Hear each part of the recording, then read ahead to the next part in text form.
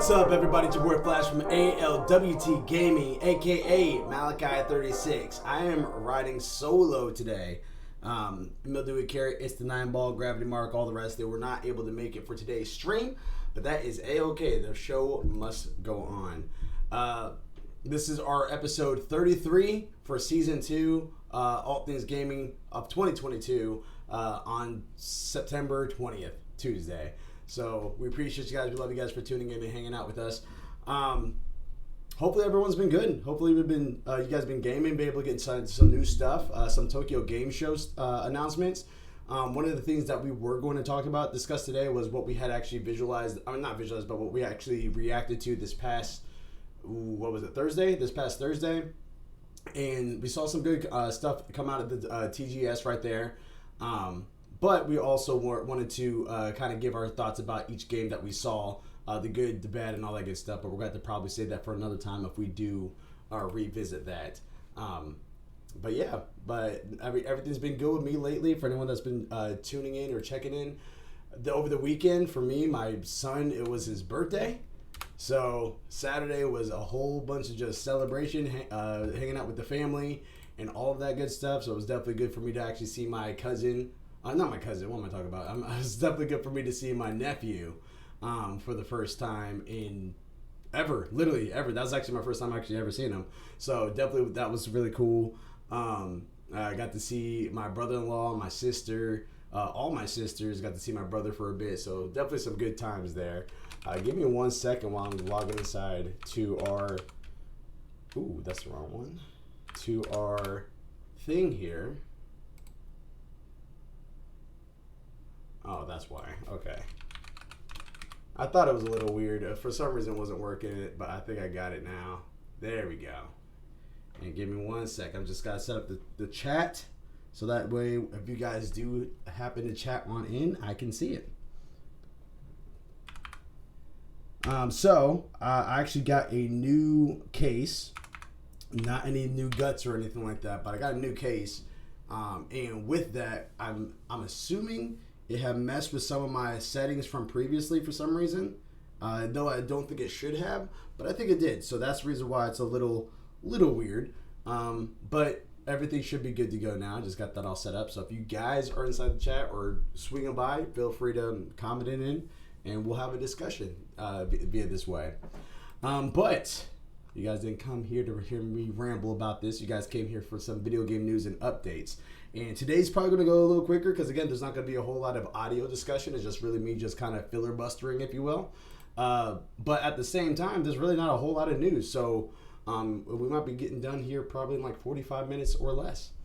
But story number one, if you guys not had heard about it, there is a new PS5 that's coming in, that's in development right now. One of the people that was brought this up to light was Eddie Mackich from GameSpot. A new version of PlayStation 5 will be released in 2023 featuring a detachable disc drive, according to a new report from Tom Henderson and Insider Gaming. Henderson reported that the console will launch about a year from now in September 2023.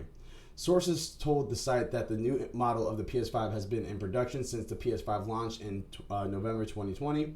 The new remodel will, quote unquote, almost identical. The new model will be almost identical to the existing one, but with a detachable disc drive. The report says that the drive will connect to a PS5 via USB-C port on the back of the console. The site went on to claim that the PS5 will be sold on its own or in a bundle with a detachable disc drive, while these rumored disc drives will be made available for sale separately. No images of the rumored new PS5 model or the supposed detachable disc drive were published in the report, but the story added the detachable drive would not ruin the aesthetics of the console. The new PS5 model is said to be slimmer and lighter than the current system. The report had no mention of pricing. So if you guys, first and foremost, if you guys are still yet to having trouble trying to get yourself a PS5, this might be the time to try to go ahead and do it. I know the holiday season's coming up, so it's probably going to be really, really hard to get one in the next month or so.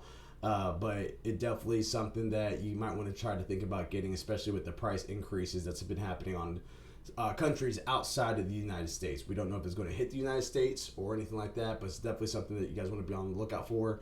If you guys were on the fence of getting the disc or discless one, I have the disc. I got the disc one. But if you're on the fence of that, it sounds like this kind of solves that issue. This will also may help out with the unit shortages that we've been having nationwide and worldwide for the PS5s. So if you guys have been having a hard time getting one, hopefully this time next year you'll be good to go. However, we don't know what the pricing of that is, and with them not confirming a price for the price increase for the PS5 for the United States, I wouldn't be surprised if this does come out and it's like $600, $550, something like that. So my suggestions to you guys would be to go ahead and just get yourself a PS5 now if you guys are interested in trying to get a PS5, digital or disc one. Otherwise, you guys can wait for this one, and we have no idea how expensive this may or may not be. So yeah, so definitely be on the lookout for all of that. Of course, if you guys have any thoughts about this, feel free to throw it inside the comments, chat, or you guys can send us an email at leastwetried.gaming@gmail.com. Story number 2. This one is one that I thought was very interesting too as well, because this is talking about the people that were from the Like a Dragon franchise, Ghost of Tsushima, Yakuza, and so saying making the impossible possible. Ishin, Darren Bonthis from GameSpot for many years, Like a Dragon.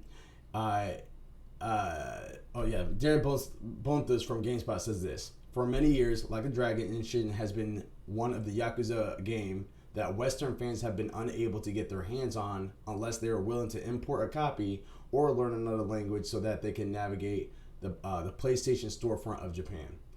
A Japan exclusive released on PS3 and PS4 in 2013, Like a Dragon Ishin finally made its way back to the West last year and is being rebuilt entirely in the Unreal Engine 4.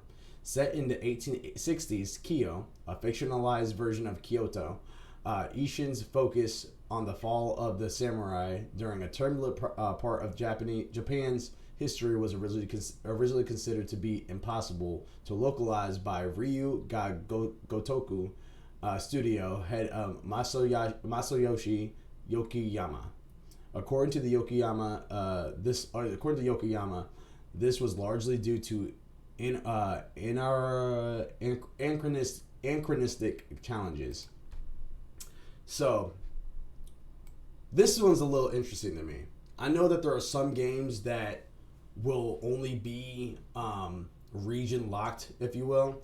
There's some games that will do extraordinarily well in Japan, and they're just not that well received in the United States. We come across that all the time. I had to learn about that actually back in like the PlayStation 1 era, because there's a Dragon Ball Z game that I wanted to play so bad, but you can only have it in like working properly with a Japanese console, so or in their region. Online wasn't really big back then, so they weren't really like region locked as far as like playing online.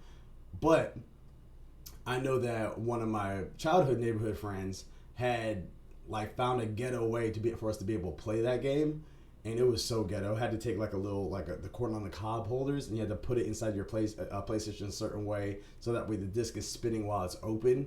And it was so weird. It was so weird, but it worked, and so we were able to play the Dragon Ball Z game that way. I wish I remembered the name of the game. I wish I do remember what it was called, but it was definitely a lot of fun. It was definitely something that I really was just like, I wish this was just over here so I could just buy it easily. So fast forwarding to this is one that, like, it's exciting. I do want to see more of those Japanese, Chinese style games come on over, especially since I'm huge inside the Japanese culture. As far as like, I love samurais, I love ninjas, I love Ronin. Like, I just love the way that they pretty much anything that's anime related, and you have anime to blame for that, just because they kind of bring a lot of those cultures inside their shows. So it's just like, man, that's just really cool. I want to know more about that. So seeing this, first and foremost, I didn't know that Ishin was something that's already been out and existed. My first time ever seeing this was literally last week at the and it was literally at the Tokyo Game Show, and they had said it was coming out the PS4, PS5, all those other consoles, So it's just like, okay, let's freaking go. So this is definitely my cup of tea right here. And I'm very excited that Yokoyama has found a way to make it working for United States audience. So when that game comes out next year, I definitely want to focus on that and hopefully be able to play as much as that as I can. Before we're going over story number 3, I do want to show you guys what that looks like for Like a Dragon. For some reason, a part of me wanted to say Dragon Age. That would have been extremely wrong. But let's go here. Like a Dragon, Ishin. I'm going to show you guys some gameplay right here. And here's a little 10-minute trailer. We'll actually watch this together. So we'll actually go ahead and do this. I'm going to set this up. I'm going to mute that real fast. And I'm going to adjust my camera so that way we can just watch it all together and go from there. Oh, hold on one second. I gotta pause this. I was watching Bleach. Which ad experience do you prefer? On Hulu, as you can see. So I'm gonna save that for after the stream. But I want to go ahead and go here. And I want to watch Like a Dragon. There we go. 2 seconds. There we go. Bam. So this one's actually looks like it's the actual walkthrough of the gameplay. So I do want to kind of watch that first, and then I do also want to go ahead and watch the trailer as well, like the actual trailer that showed last week. So 1 second while I can set that up. Bam, there we go. All right, there we go. Cool. So here we go. Let's go take a look at this bad boy.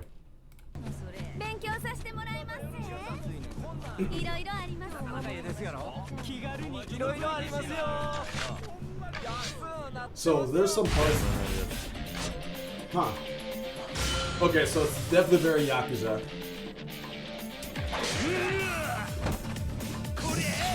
Yeah. Very, very, very Yakuza. I wonder if there's a lock off feature at all. You just have to. It looks like there's no lock off right now. You just kind of swing. I've never been the biggest fan of games that has the audience like kind of fade out in the background. And that's kind of what this did at first. Right before they went ahead and got into this fight, it was like Outlaw. I actually rewind it a little bit so you can see exactly what I'm talking about. So right around here. So right here, and then they just fade out right there. I've never really been a huge fan of that, and now it's like Outlaw. Fast forwarding back to where we're at.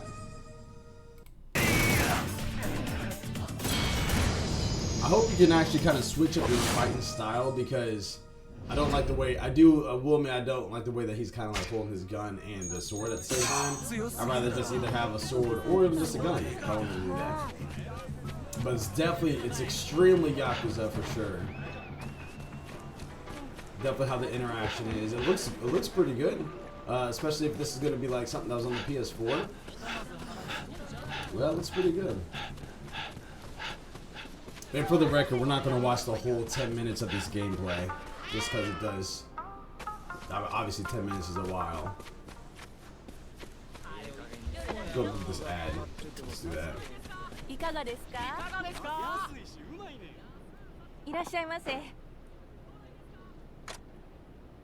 Okay, so we still have the shop, so yeah, so it literally just seems like Yakuza, but samurai slash with a gun.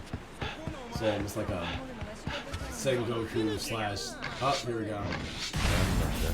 See that interaction was a little better. Like they just ran up to you and then you're starting to fight. See, I don't like just having to push up there with a sword.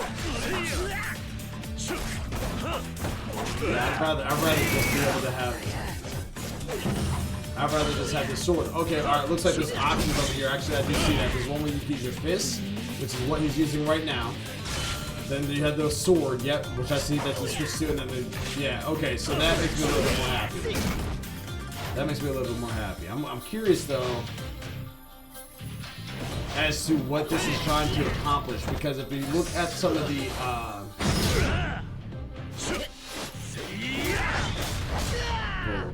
if you look at some of the icons, like the top icon is the guy from Yakuza Like a Dragon. It's that one guy. I can't remember. I never played Like a Dragon, but it's that one guy from there, which is kind of telling me that I don't think there's an actual like.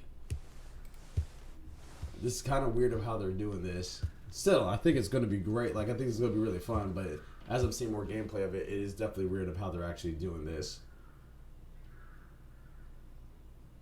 Yeah. こちらへ Alright. So now I'm going to go ahead and go to the actual trailer itself so I can show you guys what we saw at, here it is. This is what we saw at the, Tokyo Game Show. Go slow this volume down just a little bit. Kyo. A lone samurai embarks on his journey to press revenge. 時代を動かすはずの男が時代遅れの男に切られ死ぬ。しかもこの世に存在しないはずのもう一人の自分に切られることになるんやからな。Yep. なあ、坂本龍馬さんよ。I know that Yakuza, people that are like super hard in the Yakuza right now is probably really freaking out right now about this game.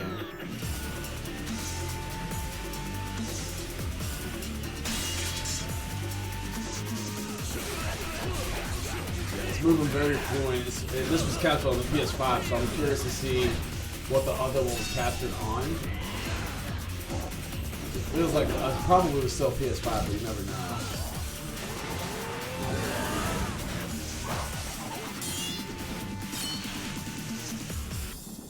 There it is. Like a Dragon Ishin. February of next year, PS5 and PS4. Surprisingly enough, I actually did not see it on any other, unless because that was the PlayStation one, so maybe it was just, maybe that's what it was. Maybe it was just the literally just the PlayStation what's it called, logos on it. So yeah, so there you go. That was Ishin, Like a Dragon. That's the game that they were saying was not was impossible to come to the West, but here we are, almost like 5-6 months out, and we should have it, assuming that there's no delays or anything like that. So be on the lookout for that. Before we go on over to story number 3, I know I just gave you guys one thing before we go over, but here's another one. Before we go over to story number 3, I do want to go over our Fantasy Gaming League. So for anyone that is curious of to what that is, literally on a annual basis, me and some of the boys from ALWT Gaming and friends of ALWT Gaming, we literally do this thing that's very similar to fantasy football, but it's with video games. Instead of being against one person every week, which right now I in my actual fantasy football, I won my first week, but I lost my second. So yeah, what can you do? But on this one, for Fantasy Gaming League in general, it's on an annual basis instead of a weekly basis. And you're not just against one person, you're against everybody at the same exact time. How you score points is that they go off of these ratings from Metacritic. Anything above 70 points gains you points. Anything below 70 points loses you points. And if you're right at 70, you neither gain nor lose. There are something in here called counter picks, and those counter picks in general are something that you can try to use. You only have one that you can use, and you can use it on you use it at the very beginning, like after the draft, to try to screw over your opponents. So for example, if Silent had a game that I didn't think was going to do well or was not going to release, I would counter pick that game. If it came out then and it did great, then not only would he still get those points, but I would lose those points because I was betting that game was not going to do well. If it does vice versa, if the game comes out and it does poorly, then I gain those points while he still loses those points like normal. But the little difference here is that if the game comes out, or if the game does not come out, if it gets delayed into like the next year or something like that, he cannot drop that game to pick up something else. Normally you can. Normally in a situation like that you can, but for counter pick games you cannot, and which kind of screws them over because that's one less slot that they'll have access to. So Still in first place. Oh, no, we got a new first place person. Oh, okay. We got a new first place person. And it happens to be our person from last year, which is Carrot Patch Inc. He is in the lead with 86 points right now. He has, on his list, he has Gran Turismo 7, got him 17 points. Tunic, 15 points. Splatoon 3, 13 points. Stray, 14 points. Salt and Sacrifice, 5 points. Advanced Wars 1+2 Reboot Camp is still pending. Return to Monkey Island, he snuck that one in there. I never saw him pick that one up, but that got him 17 points. He has an open spot still, and he has a counter pick of Chocobo GP, which got him an additional 5 points. And Chocobo GP was on Silence list, which is Renzoku-kin. In second place is Moga, Make Ohio Great Again. He has Elden Ring, 31 points. Pokemon Legends Arceus, 14 points. Sifu, 10 points. Lego Star Wars The Skywalker Saga, 12 points. Marvel's Midnight Suns, pending to come out. Teenage Mutant Ninja Turtles Shredder's Revenge, 17 points. He has 2 open spots still. And he has a counter pick of Suicide Squad Killed the Justice League, which was also on Renzoku-kin's list. And that is not coming out this year. So he cost him a slot there. He cost him a slot. And like I said, he has 83 points. Coming in third place right now is Zaka Corp, who has Tiny Tina's Wonderland, which got 8 points. Saints Row got him -6 points. Total War Warhammer 3 got him 16 points. Xenoblade Chronicles got him 18 points. Warhammer 40k Dark Tide is pending. Scorn is pending. Live Alive is 11 points. Star Ocean The Divine Forest is pending. And he has a counter pick of Marvel's Midnight Suns, which is on Moga's list. Make Ohio Great Again. And that is, and he has 48 points.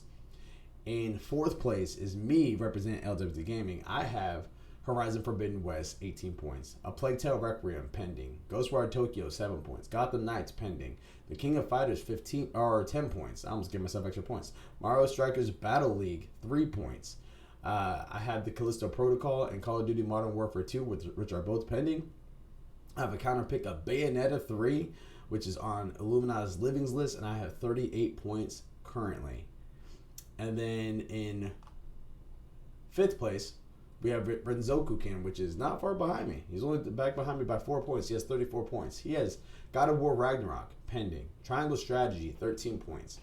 Suicide Squad Kill the Justice League, not coming out this year. Chocobo GP, -5 points. Kirby and the Forgotten Land, 15 points. Metro Prime 4, pending. Digimon Survive, 6 points. Slime Rancher 2, I don't think it's coming out this year. It's not coming out this year.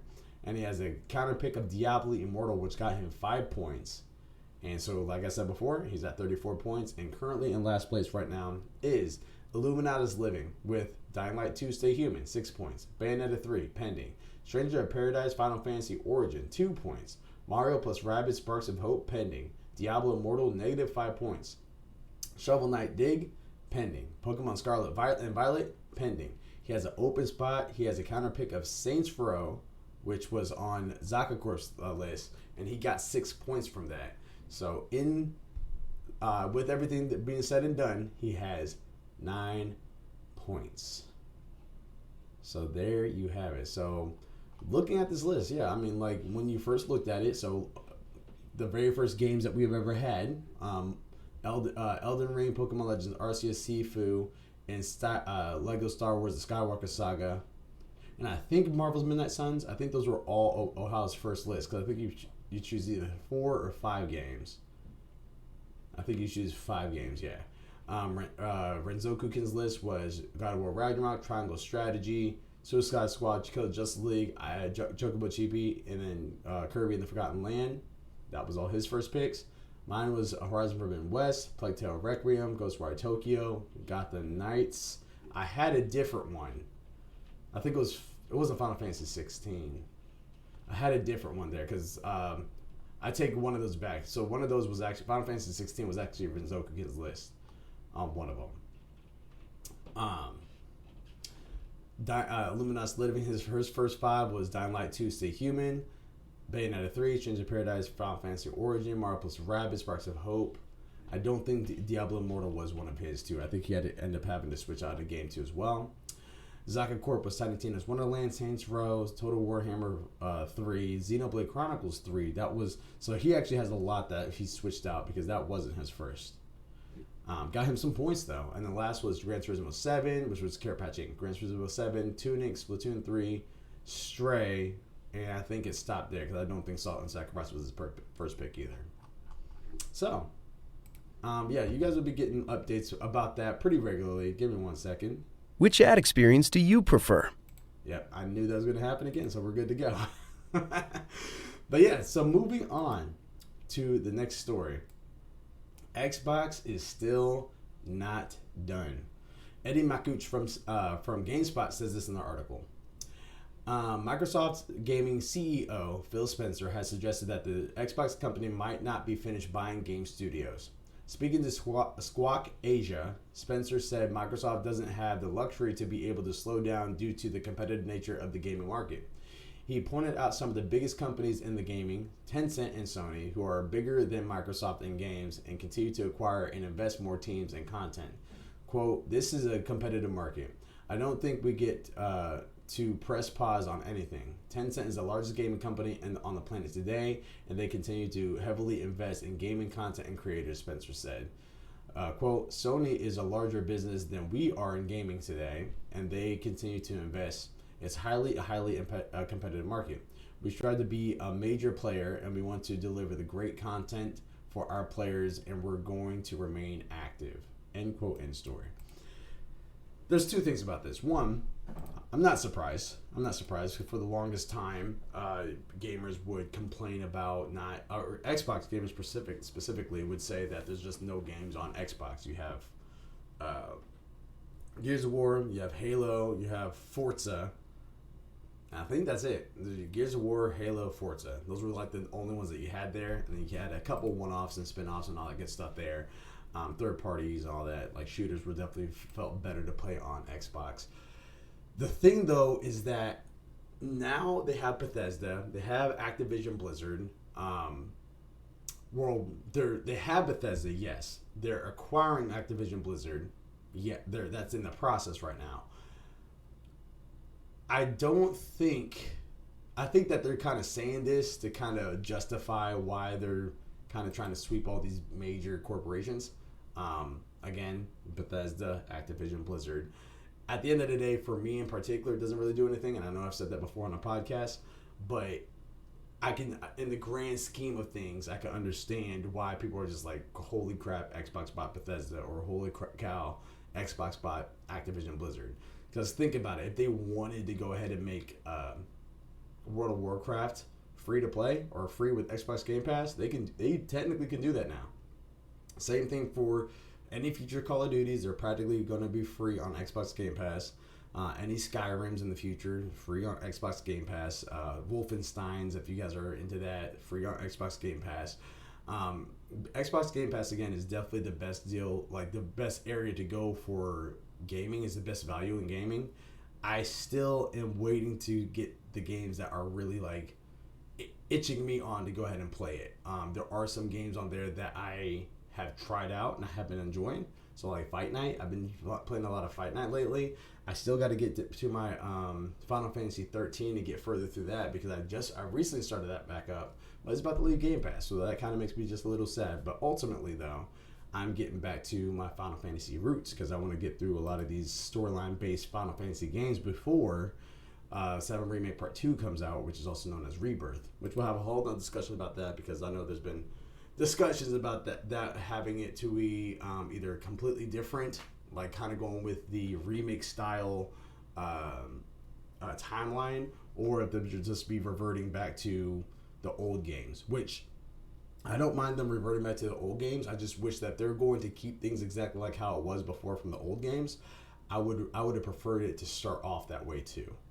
You know, so remake in general, because of how different things ended up being, I have a very, very, very, very hard time believing that they're going to revert back and not change anything inside of Rebirth or the final installment, whatever that's going to be called.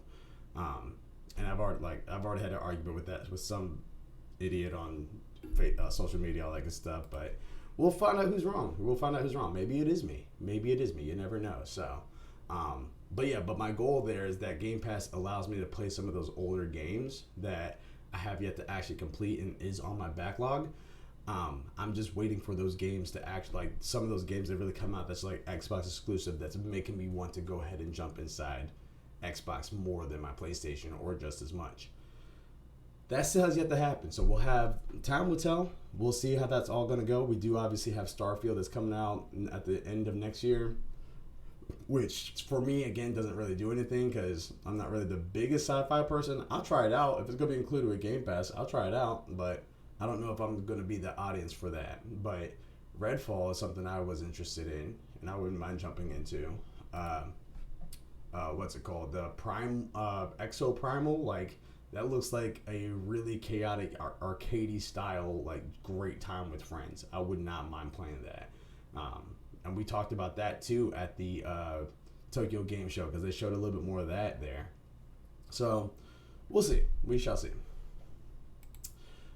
Story number 4 we have here. This one was a little interesting one, and on some podcasters' page, this is probably their story number 1 because it happened earlier today, and it's very interesting. Dead Space, the creators of Dead Space, is making an Iron Man. Zach Zweinzen from Kotaku says this in the article. Today, EA and Marvel announced that Motive Studio is developing a new single-player third-person action-adventure game starring Iron Man. This confirms earlier rumors that such a game was in early development at Motive, the same studio behind the upcoming Dead Space remake. This new Marvel game was quietly announced and confirmed on Twitter via a few tweets from Motive, Marvel, and the official Iron Man account. Motive also released a press release with more details about the game, which the studio says is currently still in quote-unquote early development. According to Motive, the team working on this now unnamed Iron Man game is being led by Oliver Prolix, who previously worked on 2021's Fantastic Guardians of the Galaxy game. Quote, "We have a great opportunity to create a new and unique story that we can call our own," end quote, said Prolix. Quote, Marvel is encouraging us to create something fresh. We have a lot of freedom, which is so engaging for the team. Motive and Marvel did not have many other details to share, which makes sense. The game is still in pre-production phase, so it will be a few years before we see anything substantial about it or get a release date or anything like that. So, I have pros, I have cons.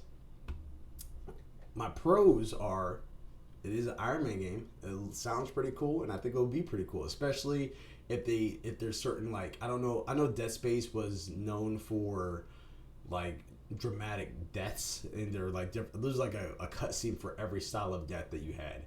I don't think it will be that level for this Iron Man game, but I think that they're able to cater that attention to detail to other aspects, like maybe it's crashes, maybe it's fights, whatever the case is. I think that'll be very interesting to kind of come across.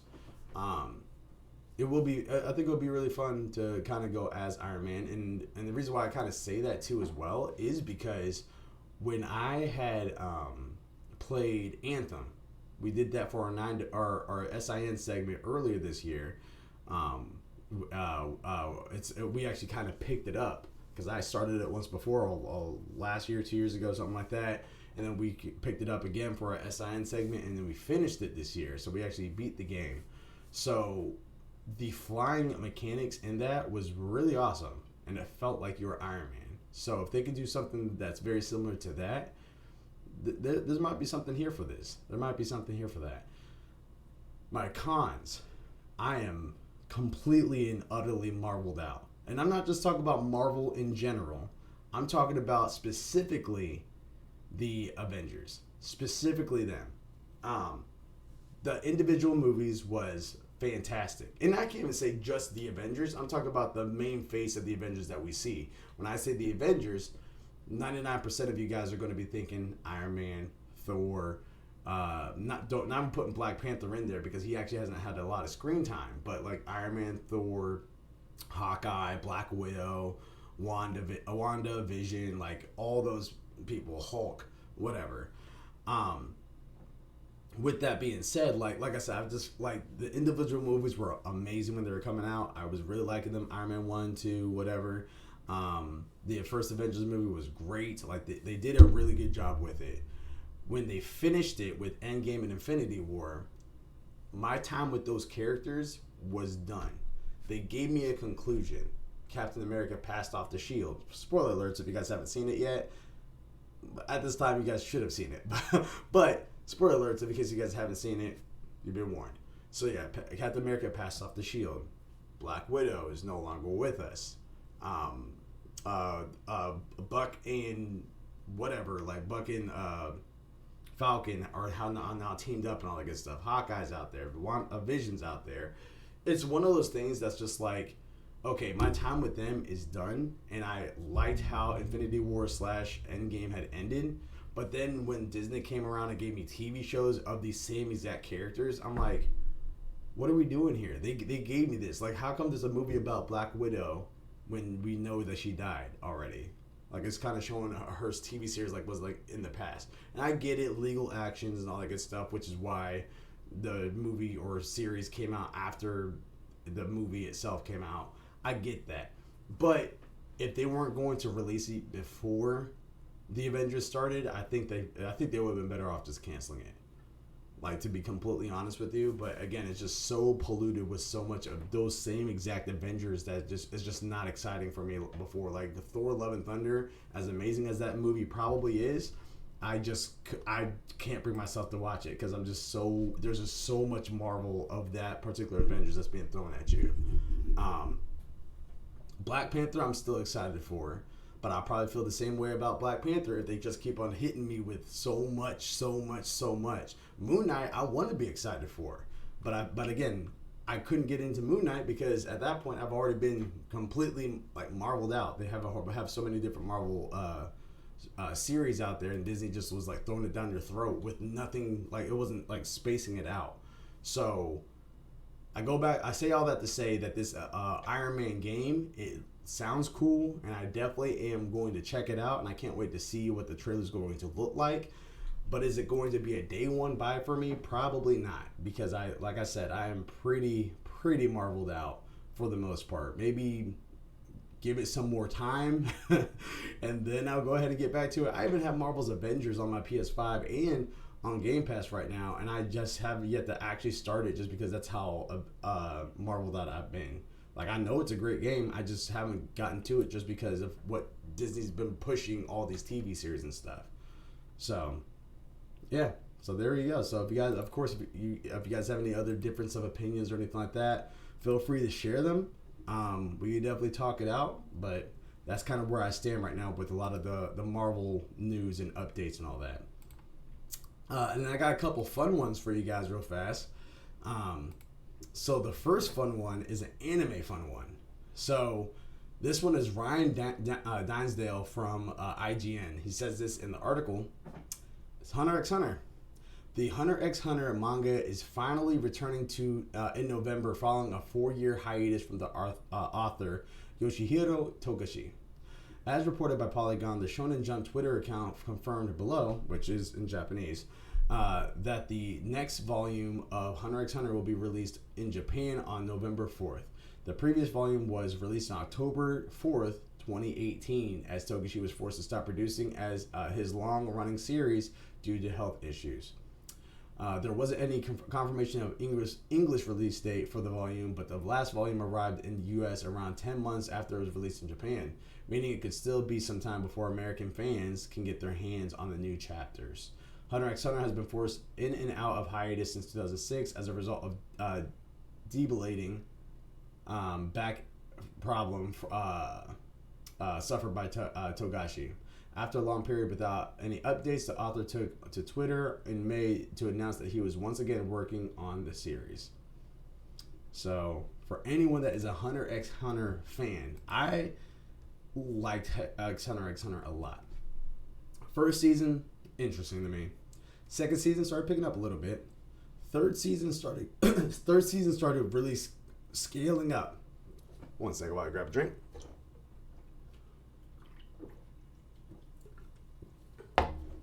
Thank you. So yeah, so third season was starting to really scale up, and then the fourth season, which is the Chimera arc season, I believe, that's when it completely shifted for me, and I was like, what the heck is this anime? This is insane. And so with that being said, I think that this is long overdue. I understand health issues. Take care of yourself first by any means necessary. Take care of yourself first. I get that. But this is a very, very long time. I don't know if Hunter x Hunter is going to have the same flair as it did before, but we'll have to see. We'll have to see exactly how this is going to go. I know a lot of people, this is hotly anticipated. I know a lot of people are looking forward to this, and we'll just have to kind of see where this picks up at, because the part that the anime ends, which I'm not going to spoil for you guys in case you guys are trying to like binge watch it for the first time or all that before you start reading the manga again or whatever. But the way it ends is like kind of concluding what Gon was trying to do in the first place.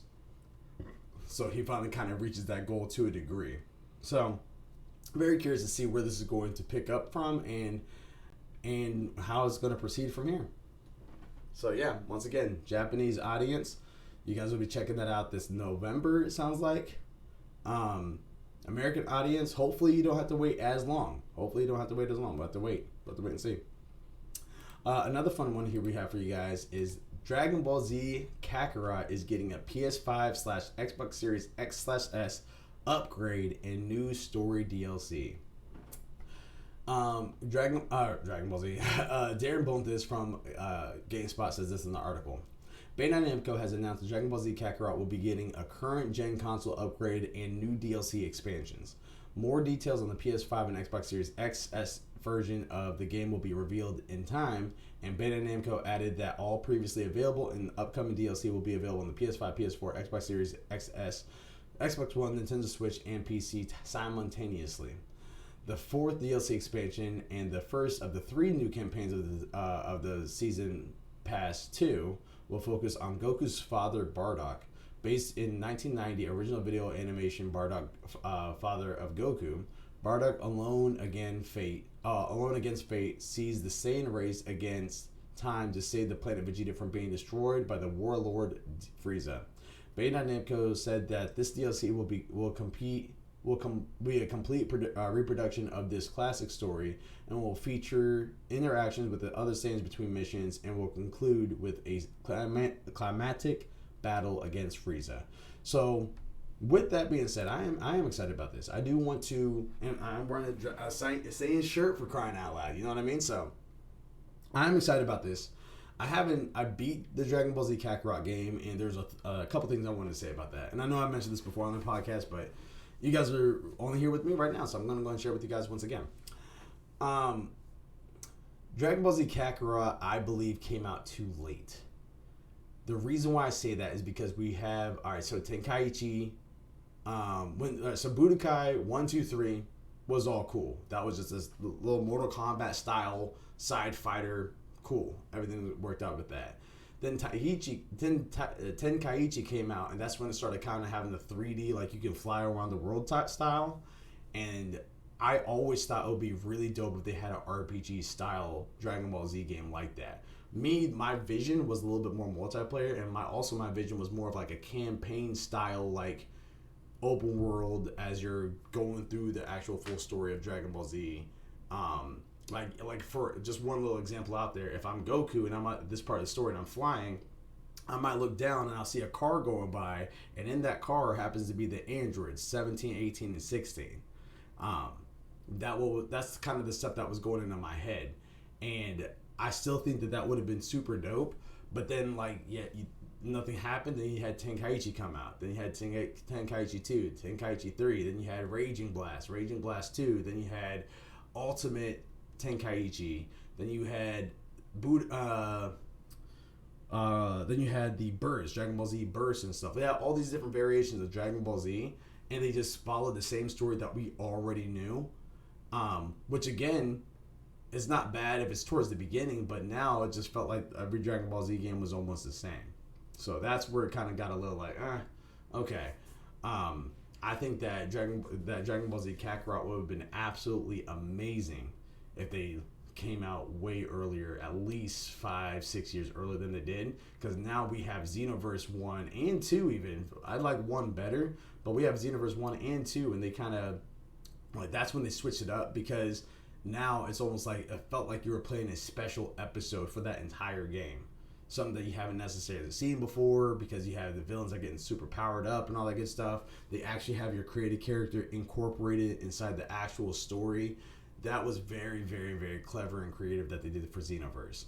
Kakarot is not that. Kakarot is literally the RPG that I've been wanting for the longest time, but they just now recently came out with that. So yeah, so more to have on that. We'll have to kind of see what they do there. One thing that I am excited to do when I finally get back to Kakarot is to play the DLC, because I played the Raditz fight, which that was awesome when we first played it. Frieza was cool, but then after that it felt very similar. Like, it just felt like the same stuff, but just like you have from the other Dragon Ball Z games. And then it wasn't until you got back to Cell, or Majin Buu, actually, like Cell Majin Buu era, that's when it started kind of feeling different again. And especially that Majin Buu fight, you're definitely doing all sorts of like stuff that you wouldn't have in your other Dragon Ball Z games. So I thought that was really cool.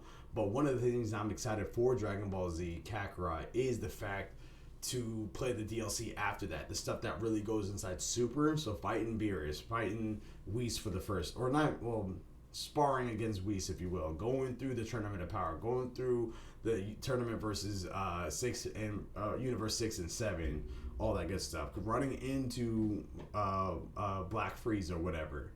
So I think all of that would be really, really cool to kind of experience in a video game setting for Kakarot moving forward. I just have yet to actually pick it up.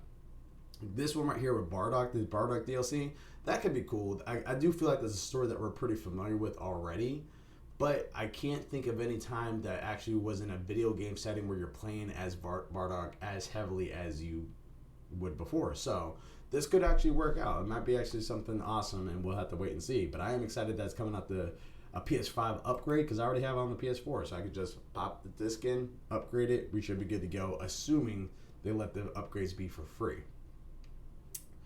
Another fun one we have is God of War Ragnarok file size is massive. Joshua Duckworth from Game Rant says this in the article. A recently updated God of War Ragnarok PS4 download page seemingly reveals the file size of to be 90.6 gigabytes on the last gen console.